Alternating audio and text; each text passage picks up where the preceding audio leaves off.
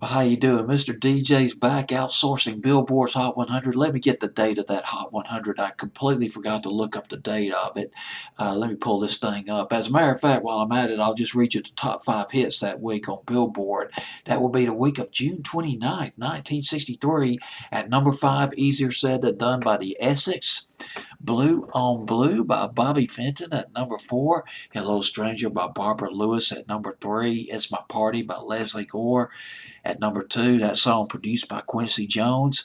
And Kayu Sakamoto with Sukiyaki at number 1. A Japanese language record, foreign language record at number 1. Billboard's Hot 100 that week of June 29, 1963. We go all the way down to number 84, I believe. No, 94. Ooh, we're in the bottom rungs.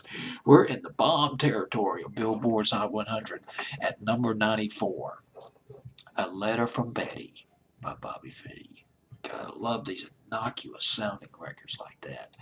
Bobby Fee was hot property back in the early 60s. A Letter from Betty, produced by Snuff Garrett, house producer of Liberty Records. And I'll talk a little bit more about Liberty Records in just a minute. Snuff Garrett produced his hit records, Bobby Fee, including Take Good Care of My Baby. There was Rubber Ball in 1960 that was written by Gene Pitney. Got that Buddy Holly inflection in that record. And he also covered the Clovers, Devil or Angel. Snuff Garrett would later produce hit records by Gary Lewis and the Playboys. He also, if I remember correctly, he also produced Brian Hyland's The Joker Went Wild. That was in 1966. The Liberty record label. This was Bobby Fee's label. Bobby Fee was probably their biggest signing. Liberty Records' biggest artist back in the early 60s. The label actually started in 1955. Their first hit record that they spawned, Julie London, Cry Me a River, went to number 9 on Billboard's Hot 100. And in 1956, Liberty Records signed a little-known artist, obscure artist at the time. His name, Henry Mancini. Henry Mancini released a couple of singles and several albums off the record label, but as his popularity started to pick up in the late 50s, he left the label in 1959. And an early rock and roller on the Liberty record label, Eddie Cochran and Bobby Fee. Oh, gotta mention one other little story. This is incredible. I just found this out. You're gonna love this. If you hate novelty records, you gotta listen up to this. Listen up for this. 1958, Liberty Records was on the verge of bankruptcy. They're about to go under.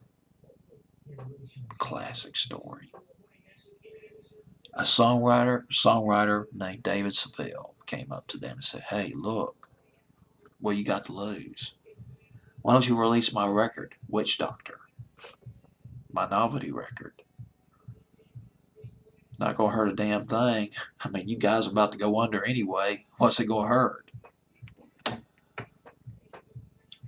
So, therefore, Liberty Records, they pulled David Seville's Witch Doctor out of the mothballs, which they had stored in a warehouse.